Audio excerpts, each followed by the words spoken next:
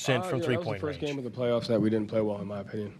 And so we can't lose our perspective of we played really good basketball. And that was our first really, really bad game of the playoffs. And so it doesn't come at necessarily the best time, but we just have to shift our perspective and get ready for the next game.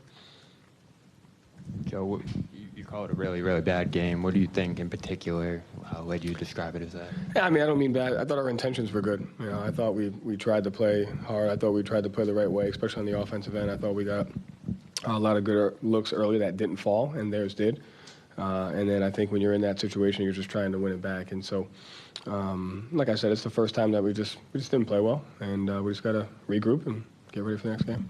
And Jason's start, he's had some starts like these in the postseason, but tonight specifically, what are you kind of saying to him through some of those struggles, and how do you see him trying to respond to that? Like, how is he attempting to escape from that? Yeah, just taking what the defense gives you, making sure you're not just being defined by the offensive end, but, when he plays really well defensively, which he's had great stretches of this series, we're a different team as well. So just play balanced basketball, let the game come to you, and make the right play. Joe, the early on offensive rebounds, lots of fouling, defending. It just seemed like you guys could never get yourselves where you needed to be defensively. How does that happen in a game with this level of importance? Because that's mainly like effort and focus. Yeah, I don't think it was an effort issue. I thought it was more of a detail focus. Like, we had 23 points on being unsolid, and it was the first time all series that we showed those unsolid fouls with the sweep-through fouls on Harden, the pump-fake fouls on Embiid. We've done a great job on the detail and tendencies of those guys from a free throw standpoint. And so we didn't have that. And then, I thought Maxey, we let him get to his right hand a little bit and get some pull-up threes. And so being down 9 at halftime and 23 points of being unsolid, we just got to be better in that. But again, the level of focus is something that in this situation just kind of has to be there, and it wasn't. Yes. What led to that?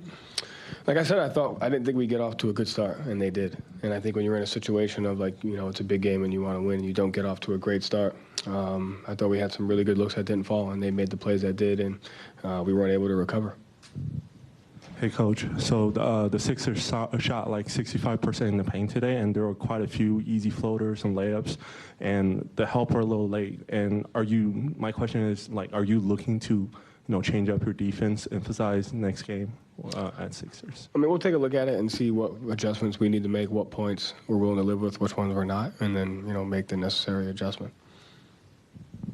Joe, offensively, this was one of your guys' tougher nights as well. The threes obviously didn't go down there. How do you feel like the process was for you guys offensively tonight? Did you like the quality there? Did you like how things were going?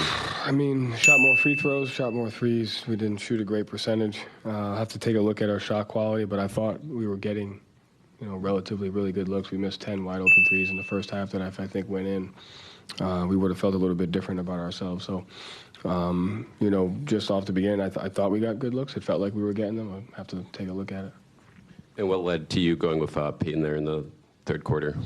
Just he's always ready. Trust him. I thought we needed a little bit of a boost, a little bit of a different feel, and I thought he gave us some good minutes. Joe, did you guys play as hard as you could have tonight?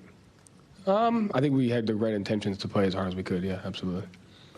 Right in such a big game to not be able to have that energy, it just seemed like you guys started. It seemed like a January game.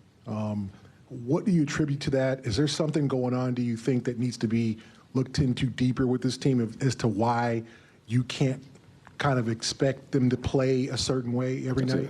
It's a great question. No, I don't think so. I think when you have the intentions of really, really wanting to win, it doesn't work out for you well sometimes. And so I thought we had intentions of really, really wanting to win and trying to win it. And sometimes when that happens, it has a negative effect. And so I think we just have to, play with a freer mind, take a deep breath, and regardless of the situation, we just got to be ready to play.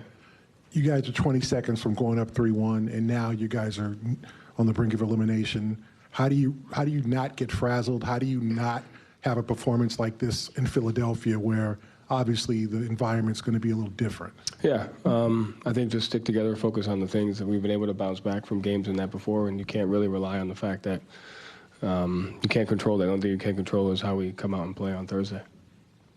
Joe, with that in mind, do you remind the guys Game 6 last year in Milwaukee what happened and to feed off of that? I know there's some different parts, some different pieces, but the majority of the guys still on the team this year?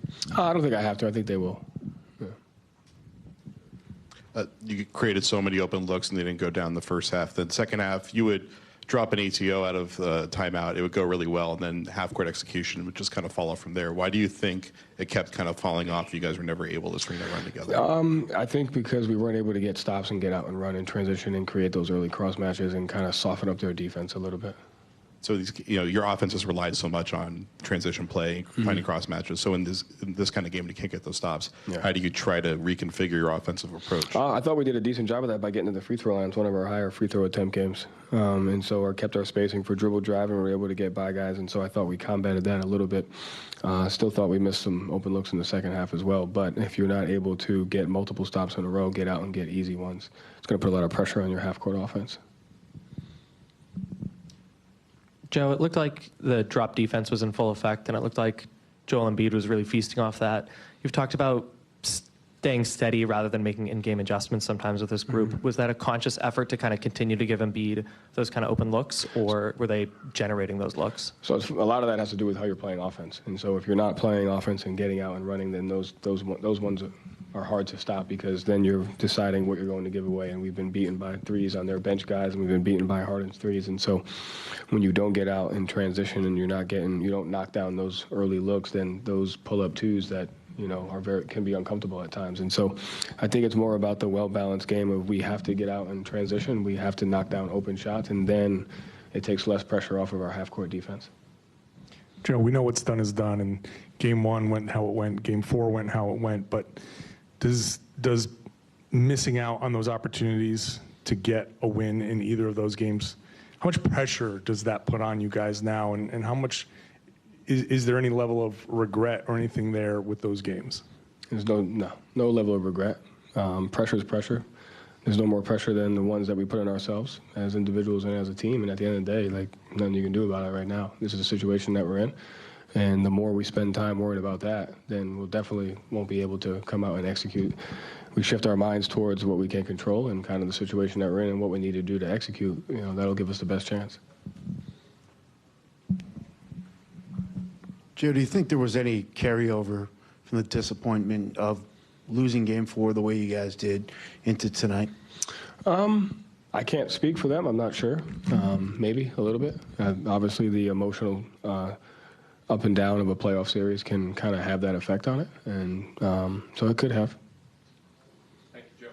Thank you.